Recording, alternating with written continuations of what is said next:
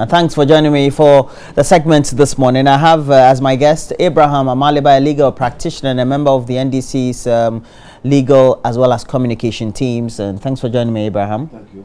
Very much in smock, yes. Traditional regalia. Yeah. Are you a chief? Oh no, I don't come from the royal lineage. Yes. Unfortunately. I'm a chief in my own house. Unfortunately. All right. All the same though, Emmanuel Chamantinge is a member of parliament for Ayawaso West Wagon. Thanks for joining me, sir. Thank you for having me. All right. So we'll be looking at these appropriate issues. We'll look at the release of Chairman Wuntumi, that is Bernard Intwi-Boesiakun, the chairman of the MPP, from the police cells, after the complainant in that very case said they were no more interested in the case but would want to resolve it outside the court system. And then we'll take a look at some other critical issues of concern, but of course to begin with the ongoing registration process. From today, it's entered what we call a second phase, a 5-day kind of routine change of the registration centers. But the first 5 days were characterized by a number of difficulties, and this is what we did. We decided to rove on this very subject, and Derek Akosam is at St. Teresa School here in Accra, bringing us a little assessment of the current situation, and then we'll come back into the studio, do a lot more discussions on it.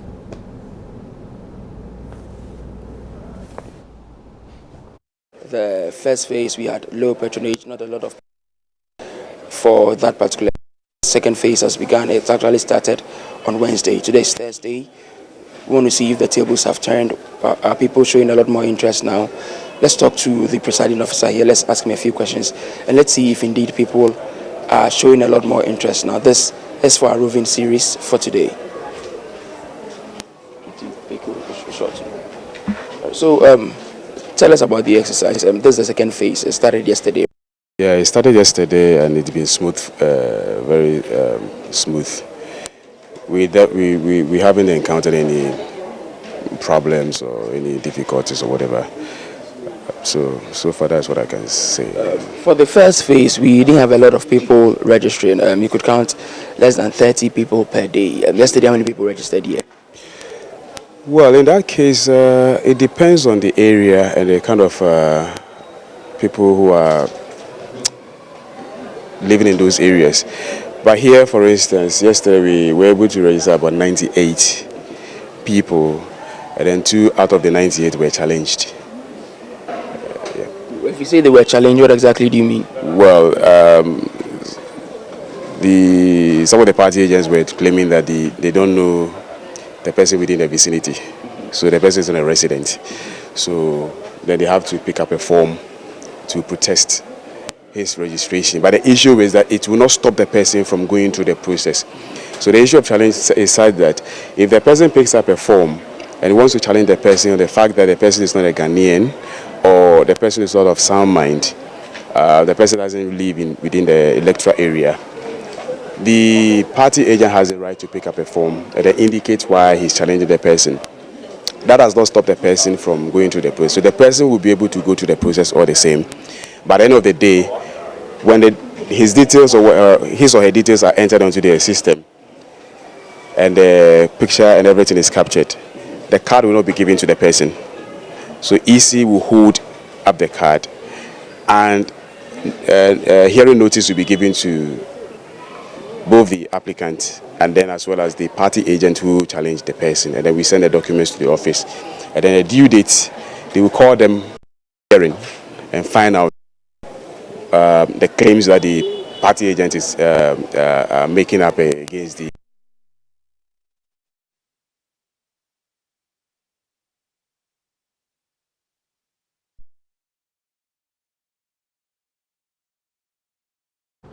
and just giving us a feel of what takes place in the registration centers. Derek Akosam, my colleague there. But I have to start with you, Emmanuel Chamantinge-Jakun. What would you say is your own assessment of the first 5 days as we enter the second period now? Well, thank you for having me again, and let me say good morning to viewers. I can only speak for my constituency.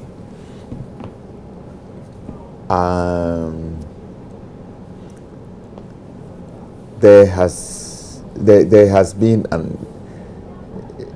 two things I really want to comment on.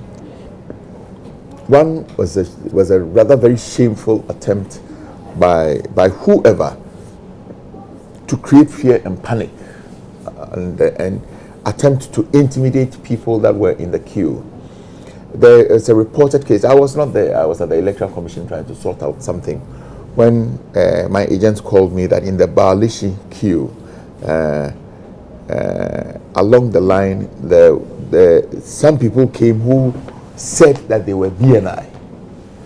And one boy, I hear, left the queue to go and find something to eat. That is the report I have. I was not there. I'm only reporting. And then in the process, I hear when he left the queue, when he left there, he was bundled by these people who claim they're BNI and took him away. First and foremost, this for me, this amounts to kidnapping. I hear that after some time they brought him back and took another boy out of the queue.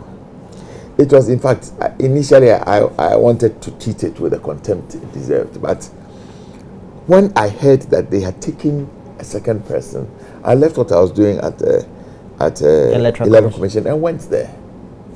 I must say that I flipped.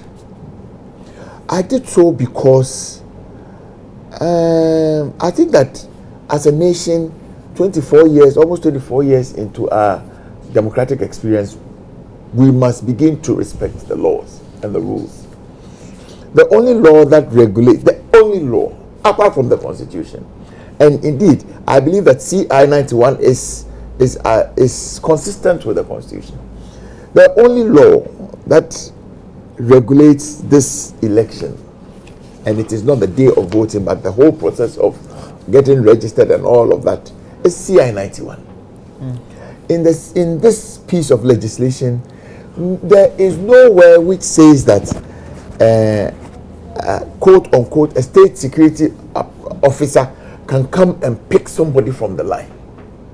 Nowhere.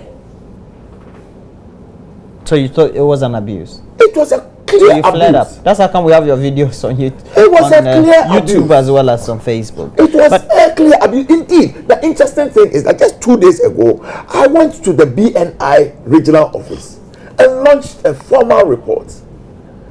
The regional director, I must say, very decent gentleman, was surprised to hear this and asked that I should give him a few hours to verify all of this. I mentioned to him that ultimately they sent the boys to the Legon police station.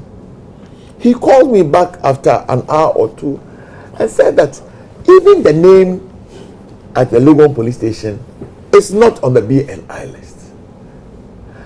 So not their personnel. It is not their personnel. This is just some rogue elements in cahoots with probably some rogue party people who do this just to, number one, give a dog a bad name to hang it.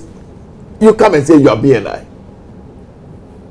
But it was a poor and a bad attempt to just intimidate people. You see, this we are in a republic now, and these things don't gel. The second thing I would want to say is that I think that there has been a lot of challenges. In the first round, there were three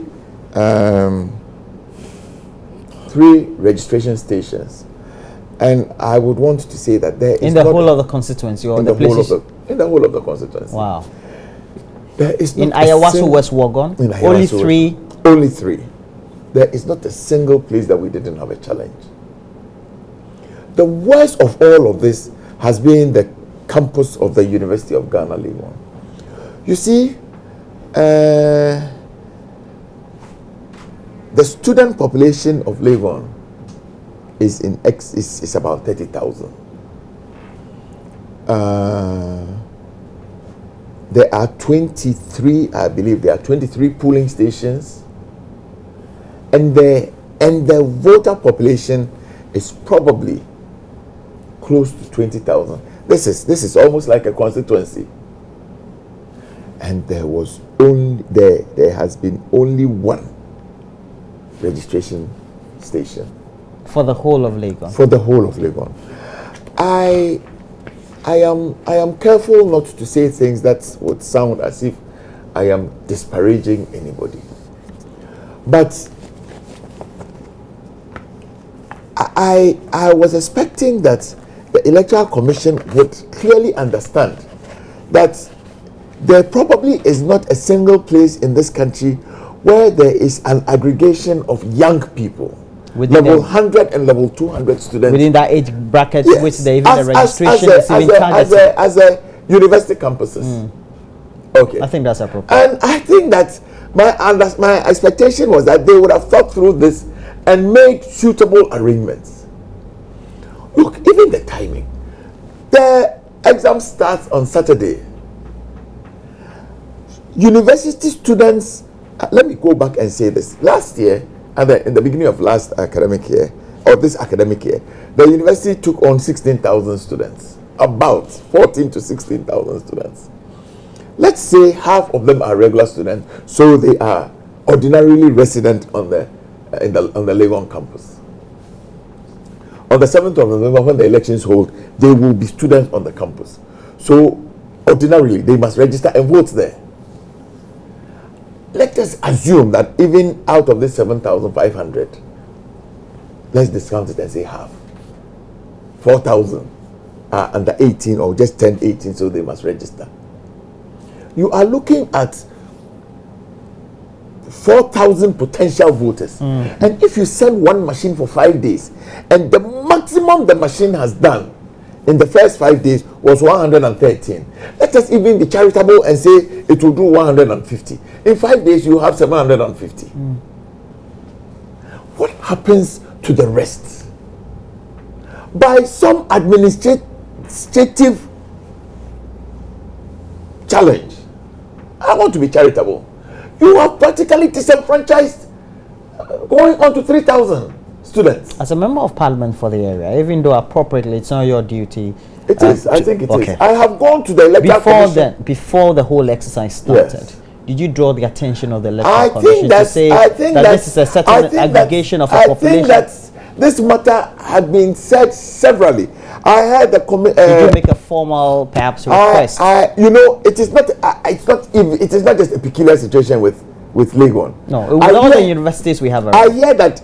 I stand to be corrected. But yesterday, I heard the president of USAC say that on the KNUST campus, there is not even a registration center. The same thing is happening in one of the campuses of the University of Winneba. Okay. So, and I have heard people say that when all of this was coming and they were going to, the matter was clearly pointed out at some of the meetings. So whether it's an oversight or not, it's not appropriate, you say? It is completely inappropriate. All right. Absolutely inappropriate. Mr. Maliba, yes. Now your own assessment of the initial exercise. The first 5 days Yes. was characterized with some violence, and in most places, I must say most places, it was peaceful. I was in Bolga and didn't hear any skirmishes. I found out that it was peaceful. But there were some pockets of violence in some areas, Ashanti region, and we'll talk about Wuntumi's case. There were some in the eastern region.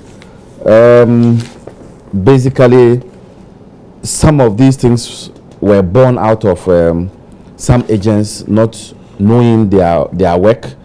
You had people just objecting to people's registration without any lawful reason. And so if you look at it from that angle, yes, you could say that it was a mixed event where you have people who registered peacefully whilst others were brutalized because of some misunderstanding.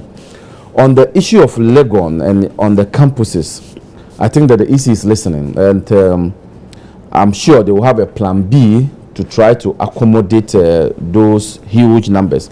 Don't forget that the limited registration was not like a general registration for everybody, and so the EC thought that you will not have those huge numbers. But for the universities? Turning up at those centers. But for the universities, And I'm sure probably this is the first time registration is taking place. No, I don't think so. There have been other occasions where registration took place when the students were on campus. Yeah. There have been instances. I even registered on campus when I was on campus. The students, do they vote on campus? Yeah, yes. Once they register, that is their polling station. But because I know within the period of the election, they are always on campus. Whether it is on the 7th of December or on the 7th of November, they would be on campus. Particularly 7th of November, they will still be on campus. Yeah. The semester wouldn't have ended.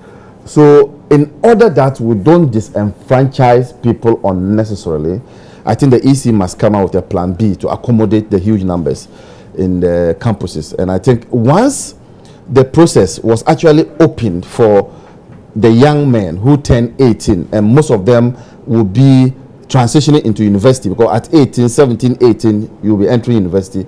I think that would have been where the centers. The next batch of our discussions, which of course will now have to transgress into perhaps even the actions that led to the chairman of the MPP in the Ashanti region taking the actions that he did because he was not pleased with certain things that were ongoing, is something that has characterized both sides of the political divide, or perhaps even have elicited complaints from both sides of the political divide about how sometimes people genuinely approach the registration center, seem to have satisfied whatever criteria it is, and sometimes are prevented from registering, either because there's suspicion of their names and so or perhaps their ages, etc. At what point do we have to take the compromises out of what the structure of the regulation says? Yep. So if somebody stays in the area, brings a weighing card, a birth certificate and things like that, just to authenticate and add up to the two people who need to come up, we need to compromise and say this person is... No, we don't talk about compromising here. What we need to do is to go strictly according to what the regulations say. 91. Yes. I understand some people went to the registration centers with birth certificates, which is not one of the documents needed, weighing card, which is not one of it. Genuinely, they would have thought that, yes, this is evidence of my age, because weighing card and birth certificate would actually be proof of your age. But our law has not accepted that. So when you go with it, clearly there's going to be some objection. Now, you may use it to augment the documents that you need, which is the driving license, the passport, and the other documents. A previous, no, you don't need if you have a previous ID card, you can use it. Voter's ID Voter ID card. And so your birth certificate is only a complementary document to the valid documents that you need. Then again, it boils down to the lack of training, proper training of the agents. And so you may even have a situation where somebody has all the documents, but they will still be requesting for your birth certificate. And that is where I think that there wasn't some proper training in terms of the agents. How did they receive their training? Did the political parties do the right training, or they just chose people to go and represent them there? And I must be frank, the culprits are both the NDC and the MPP. They keep objecting to each other. Because there are concerns that both sides are registering minors, or reservedly could be pushing in people who necessarily are not supposed to be in the register, and so that's why we have the objections coming from either side. It depends on which or whose stronghold it is. It is, and I think that the police would have to be up and doing. I'm sure the police is also part of the election monitoring team, and so the police have, in some instances, moved in to quell some disagreement, but in some places it has turned violent. We've seen pictures of people oozing with blood. The second phase seemed to be a bit quiet in terms of this violence. It started yesterday. This is the second day. This is the second day. Probably we are learning lessons from the first 5 days, and so we will not see instances where some people have been caged. They've learned lessons not to go around to abuse others. All right, but Mr. Chamanteja, macho men, and then people who maybe somehow reservedly will be bused to, or if they are true, to communities to go and vote, etc. These definitely, when you do them in the strongholds of certain parties, they would have to raise questions. Is that not appropriate? Yes, I agree. I mean, I think that politics will always have these things happening because it is competitive. Okay. But I am saying that whatever it is, the CI 91 prescribes a cure for any mischief. If anybody thinks that Macho men? Well, I mean, what has macho men got to do with this? Well, they are supposed to be agents and they are there scaring people away. If he is an agent and he is accredited, I mean, he's well built, and so what? But he must work within the rules. You understand? But if you like in my constituency, again, after this huge faux pas with a so-called BNI, the following day, I was called to say that some 3 macho men have come to stand there. I went to see them. I think that they were normally built. No, they were normal built. But I thought it was pathetic. I mean, to allow yourself to be used in this way. What could you do? What could anybody do? Okay, but I want to go back and say that with all of these things, there has been an anticipation. So a cure for any mischief is within the constitutional instrument 91. If you think that the person is not a Ghanaian, challenge him. If you think he's under 18, if you think that he's not sane, or if you think that he's not ordinarily resident in that electoral area, the prescription is that take a challenge for. All right, and go to the electoral commission. They will set up a committee, and indeed, I must add, it is only there that there is a reference to the BNI. Okay, challenge him. I think that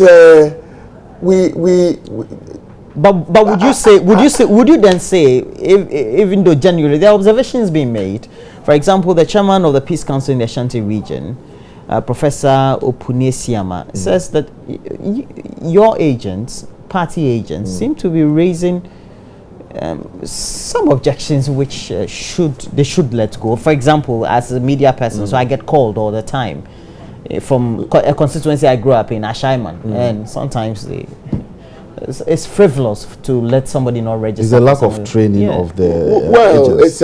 I can completely agree. There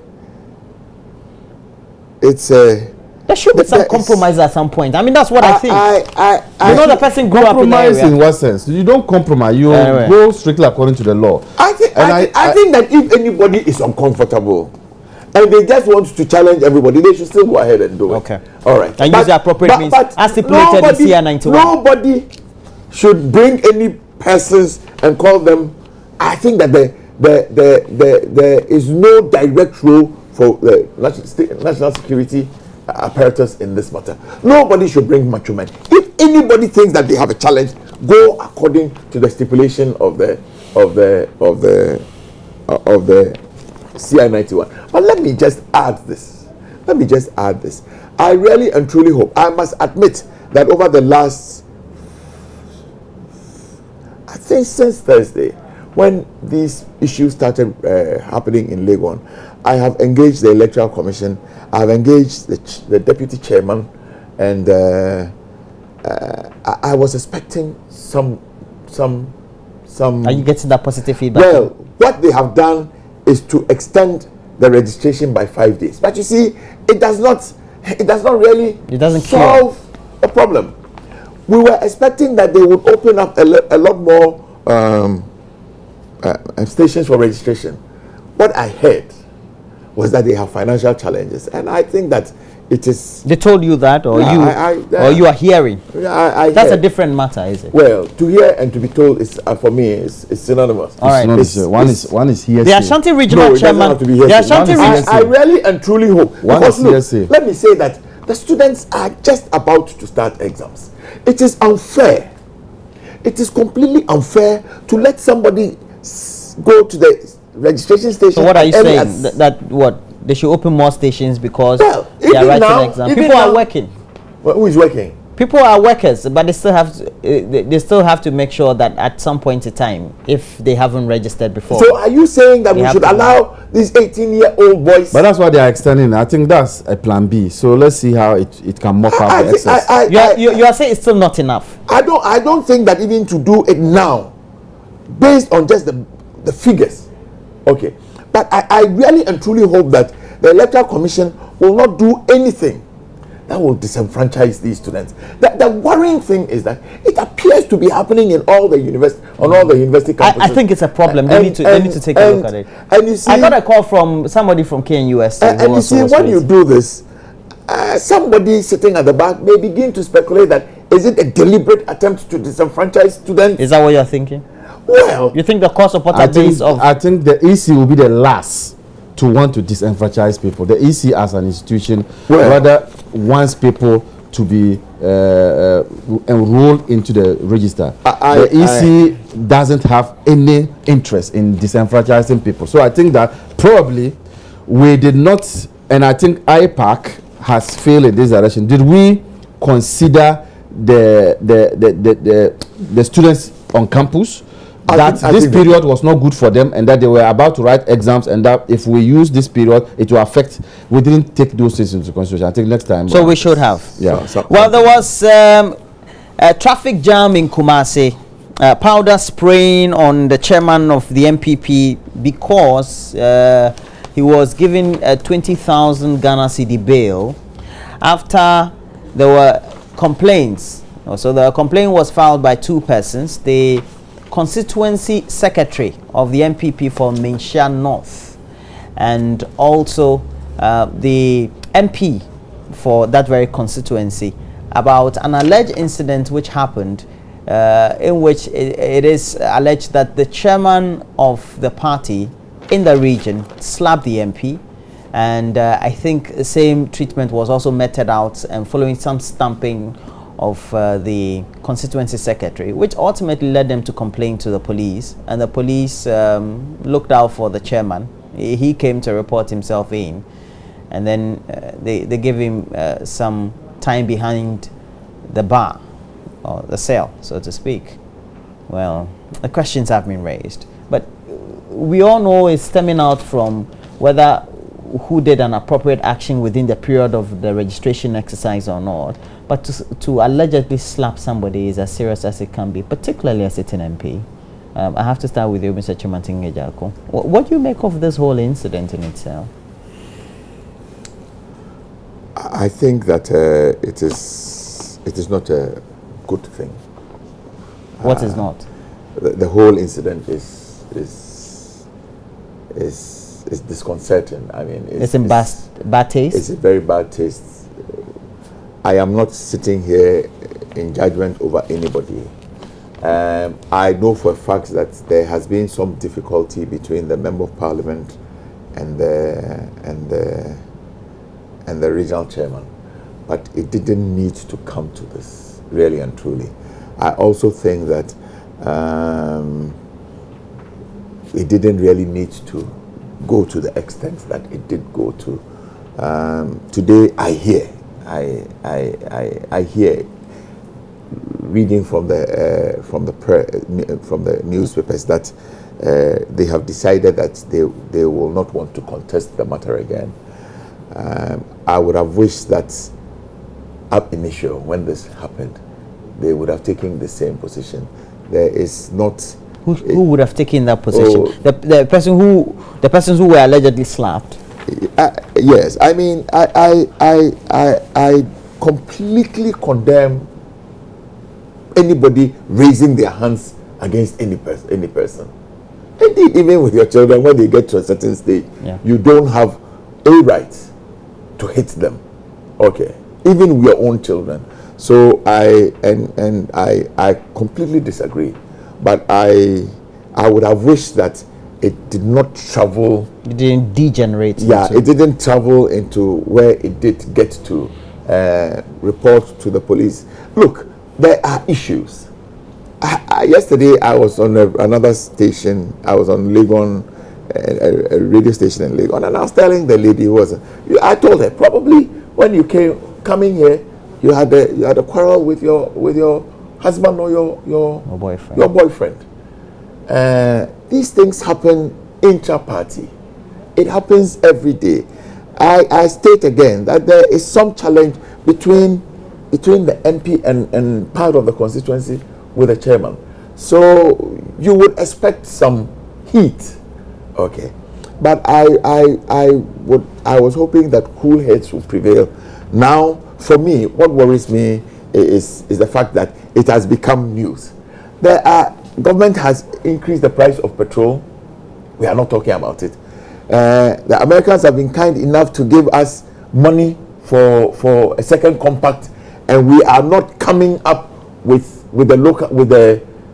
our component. So there is a certain danger that we might lose it. Yesterday, the American ambassador was talking about it. We are not talking about it. We are talking about an altercation between two party members. I think which you say could have been prevented. Completely. Okay, Mr. Maliba, this whole incident, what do you make of it? I'm not going to be charitable in my comments on this matter because I don't know. The next person will be my good friend, and when I hear that he's being slapped by a party chairman, I don't think that there's any bad blood between him and his executive. No, that's what I'm saying. That who next? If the slaps are coming like that, who next? The point is this. No. Slaps come. Oh, it doesn't come in your party. Doesn't it come? It comes like that. Oh, come on. This is the point. I used to think that what was happening in the MPP was just a storm in a teacup. But I'm convinced now, as we sit, that the MPP is a lawless party. I'm very convinced. In what way do you In what way?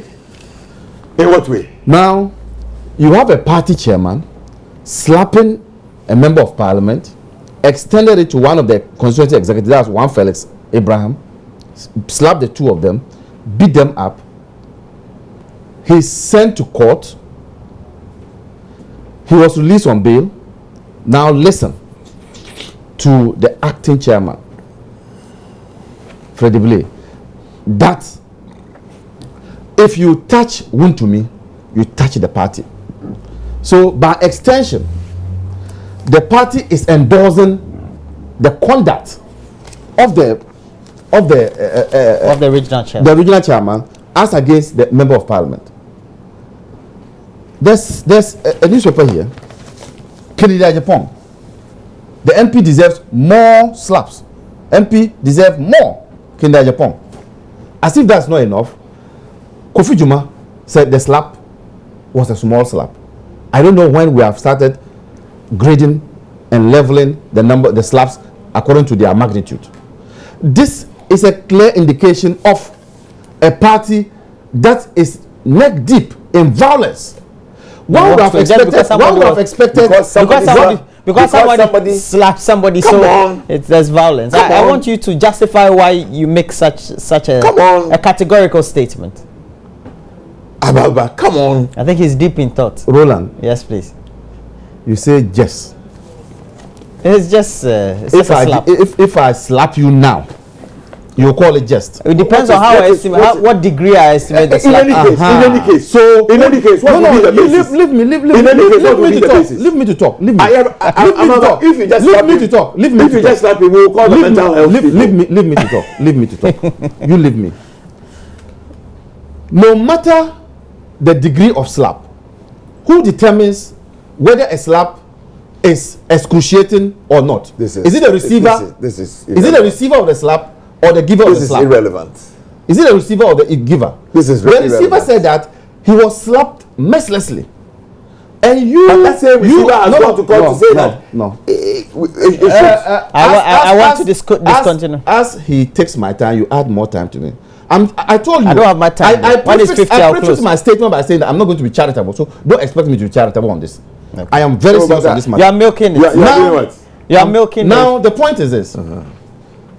You then have the hands of the victim being turned around, and he's gone to court to say that. Who is turning his the party? According to Felix Abraham, when I was coming, I listened to him. He said that the life of his mother is being threatened, and so the mother had to advise him to go and withdraw the matter from court. The point is that day in, day out, you get bad news from the MPP. Are these people ready for power? No, they are not. If we don't stop it, and see, what happened in Kumasi is a prelude to what will happen in the general elections. Oh. It's a prelude to what will happen in the general elections. Why do you make such categorical statement? Look, I am surprised that you don't know that Boko Haram in Nigeria started like a small area. It's like a small area. Area boys. You understand? Boko Haram. It started like a small area boys who started the whole thing. This incident, you attribute to Boko Haram. I'm saying that. I'm saying that. Shame on you. Bigger things. Boko Haram is a terrorist organization. Yes, and I'm saying that they started like an area boy. Sir, do you know that Boko Haram, they organize clandestine terrorism? My point is that we need to ensure that the coming election will be devoid of some of these persons who go around attacking people. And one person that we must cage, we must put him in the cage. Or if we can't cage him, there must be 24-hour surveillance on him. Is the chairman in the Ashanti region, because he has a penchant to engage in violence. Oh, and I think I told you that I'm not going to be charitable in this matter. I'm taking this very serious. Look, this is a member of parliament who has been slapped. The next person is who? The Chief Justice. Okay, leave it. The next person is who? The President. But you go about slapping a public officer, and you think that it is a matter that we must just brush aside. It's okay. I do not think that you're only hitting the chair. I'm serious about this. Okay. If we begin to slap our public officials, one day someone will just across the president and slap him. Mr. Chairman, is that where we are going to? But seriously, is that where we are going to? Mr. Chairman, I think you are done. And he himself, Mr. Chairman, is even Mr. an Chairman, endangered species. Me? Yes. Because if they are slapping and coming, the member of parliament, it will get your turn. It's okay. It will get your turn. But beyond all the issues, for if you do analysis of what the news was that when he was in the cells, you had party people come to mass themselves at the entrance or around the premises of the cell in which he was, whether it was the regional headquarters or so. And also you follow up with the comments that have been made by another MP who says, well, it's appropriate, and he was very categorical. I don't even want to talk about the chairman of the party. At the end of the day, it doesn't send negative signals that you can do whatever and go ahead with it, even if you have disagreement, if you have disagreement intra-party. First and foremost, and sends negative signals even to the NDC and to the CPP and the others that you can do whatever. First and foremost, you see, these things gives a substrate for people like Amalba to just say unnecessary things. But these comments have been made publicly, endorsing something. If you just allowed me, you see, among the Tree people, they have a saying which translates that if something didn't touch the palm front, the palm front would not have made any noise. Okay, it is because something touched the palm front that justifies a slapping. That is why the noise is heard. If these things did not happen, then Amalba will not sit here this morning and say all of these things and begin to veer into unjustifiable things like Boko Haram. How I wish that these things did not happen. I have stated very clearly that there is a long-standing problem. It is a known problem between. Does that justify slapping? You don't have ways of resolving disputes. Mr. And part of including the MP. But I have stated here that even fathers at a certain stage have no justification to raise their hands against children. Absolutely none. But they have. It has happened. And I think it is unfortunate. It was uncalled for. It was unnecessary. You said that shouldn't happen again. It has happened. Do you think that the party leadership? But you see, I think that we must completely separate the issues. The fact that some people have a disagreement and they fight openly does not mean that this party is not ready for power. Look, in 2005, 2006, what didn't happen in the NDC? There was a Congress where people could not even move. That is better than a party chairman who could not go to the Congress. Oh, that's better? That's better. There was a Congress where a party chairman had to sit for 24. He could not even get up to go and outside the premises. Yes. Of where the event was taking place. And after that, they were so disgruntled they moved out to form their own party. But there was no In meeting. spite of that, in spite of that violence that has probably no precedent, that they went ahead and won an election.